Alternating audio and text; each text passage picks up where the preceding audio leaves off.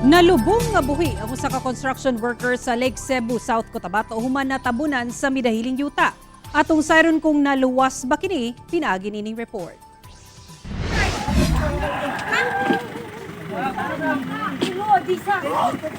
Sa video nga kuha sa usa ka netizen, makita kining mga construction worker nga mano-manong ginakalot ang yutang midahili gamit ang pala ug ilang mga kamot.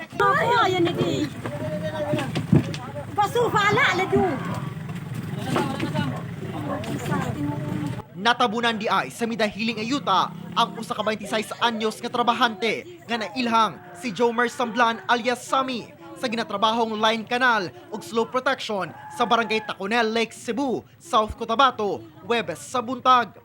Pinaspasay ang ilang pagkalot kay basin mahutdan og hangin ang biktima. Ug taud-taud pa makita nga migimaw na ang katunga sa lawas sa biktima. Human nakuha, gilayon kining nadala sa municipal hospital. Kagabi nag-ulan naman, yun, sige po yung mga pag-uulan dito po sir. So yun nag-trigger siguro nang po sir, nang na-touch yung sa base ng slope, siguro yung sa taas bumigay. Naglagay sila ng forma, bigla lang nag-landslide doon sa taas. Kaya yung mga iba, hindi inabutan yung landslide, medyo nakalabas, no? Parang nakita din nag-landslide, medyo naka-jump pababa. Yung isa noon na medyo natabunan doon ng lupa, hindi siya, naabutan siya ng lupa pagdating doon sa baba.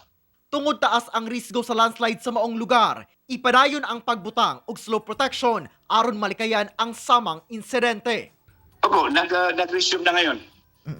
Oo. Kasi doon sa lugar na yan, in somewhere, alam mo na dito sa lugar natin, no? Bigla, kita mo kahapon, no? Dito sa atin sa Coronadal, buong araw umuulan, no?